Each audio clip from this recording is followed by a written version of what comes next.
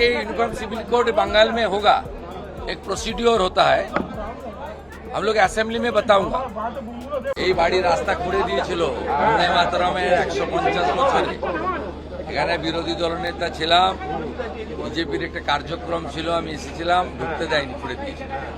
জনগণ বিচার করে দিয়েছে। চিরদিন কাহারও সমান নাই যায়, যেমন কর্ম করবে তেমন ফল পাবে। सर, इतना दिन यहाँ पे कोई रिनोवेशन नहीं किया गया है, क्या कहेंगे सर? रास्ता भी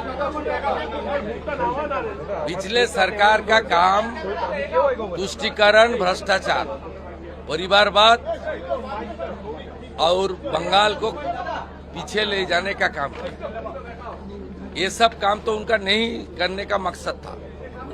राष्ट्रवाद, देश प्रेम, ऋषि बंकिम चंद्र, कवि गुरु, ये सब काम उनका नहीं करने का, उसका एजेंडा में नहीं था। अभी राष्ट्रवादी सरकार आया, ये सब काम होगा। और वंदे मातरम का 150 साल भी चल रहा है। हम लोग बजट में डिक्लेयर किया है, एक बड़ा म्यूजियम होगा, नेशनल लेवल का म्यूजियम, वंदे मातरम म्यूजियम। आज ये जो बहुत बारिश हो रहा है, इसकी वजह से थोड़ा सा रेस्क्यू प्रॉब्लम है क्या? रेस्क्यू ऑपरेशन में थोड़ा सा प्रॉब्लम हो रहा था? हुआ है, लेकिन ऑलमोस्ट तो कंप्लीट हो गया है। और बाकी तो पूरा मालवा क्लीन करने का काम तो नॉन स्टॉप चल रहा है। लेकिन क्या सबको निकाल लिया गया है? नहीं, ये तो बोलना मुश्किल है।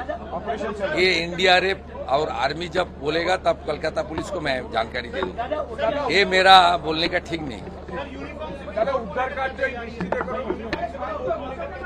देखिए, यूनिफॉर्म सिविल कोड बंगाल में होगा, एक प्रोसीड्योर होता है। हम लोग असेंबली में बताऊंगा।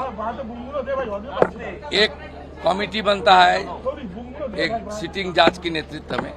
गुजरात, उत्तराखंड, आसाम में जिस तरीके से हुआ, प्रोसीड्योर मानते हुए होगा। बाकी असेंबली में मानने बताऊंगा मैं।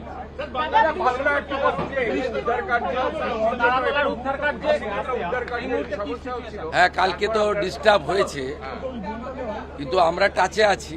উদ্ধার কার্য চলছে, পুরোটা ক্লিনিং না হওয়া পর্যন্ত এটা চলবে।